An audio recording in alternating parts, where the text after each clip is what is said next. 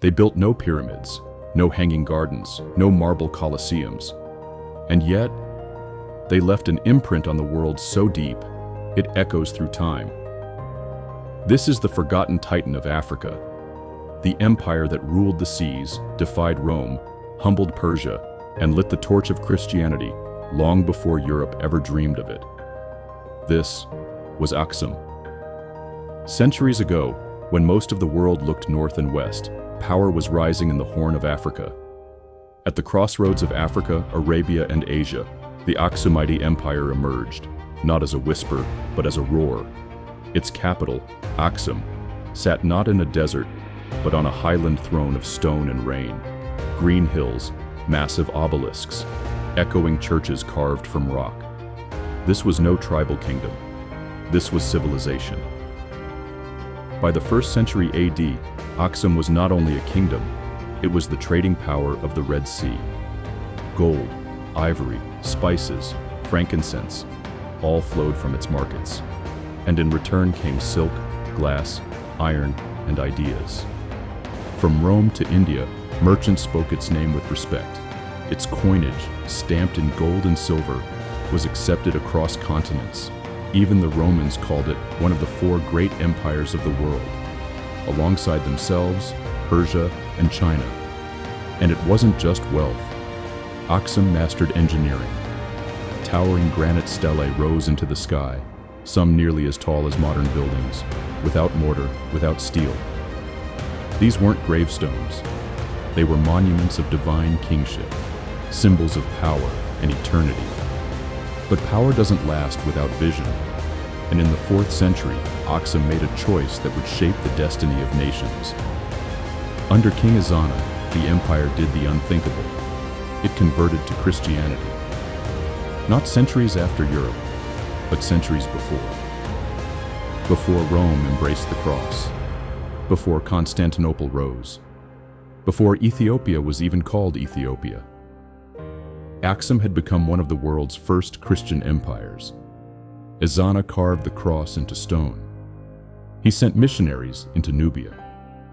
He declared Christ his king, and in doing so, rooted a faith that would survive war, colonization, and time itself. To this day, the Ethiopian Orthodox Church traces its bloodline back to Aksum. A kingdom where faith wasn't imported, it was forged. And then came the test. As Islam spread across Arabia, Aksum stood at the edge of a new world. But instead of clashing with the prophet, they sheltered his followers. When Muhammad's companions fled Mecca, it was to Aksum they ran. And it was in Aksum they found safety. The prophet himself commanded, "Leave the Abyssinians alone, for they have always shown kindness." While empires burned and clashed, Aksum opened its doors, not in weakness, but in confidence. It stood tall in tolerance. That moment, nearly forgotten by time, laid the foundation for centuries of Muslim-Christian diplomacy across the region. But even giants fall. By the 7th century, trade routes shifted. The rise of Islam redirected commerce through new ports. Aksum's grip on the Red Sea weakened, and as wealth dried up, so did the empire's strength. They didn't fall in flames. They retreated into the highlands, into legend. But unlike Rome, Aksum didn't disappear, it transformed. Its spirit became the beating heart of Ethiopia.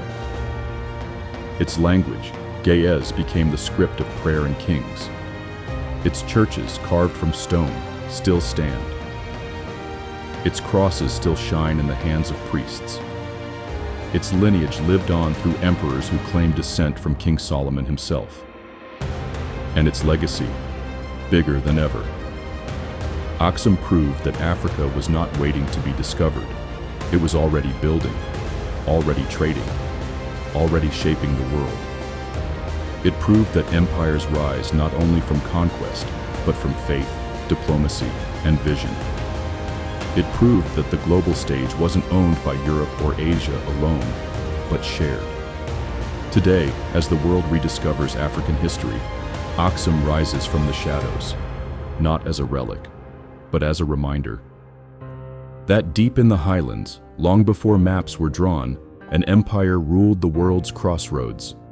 An empire that linked Rome and India, Persia and Mecca, Jerusalem and the Nile. An empire that didn't just echo through time, it built it. Aksum. The empire the world forgot, until now.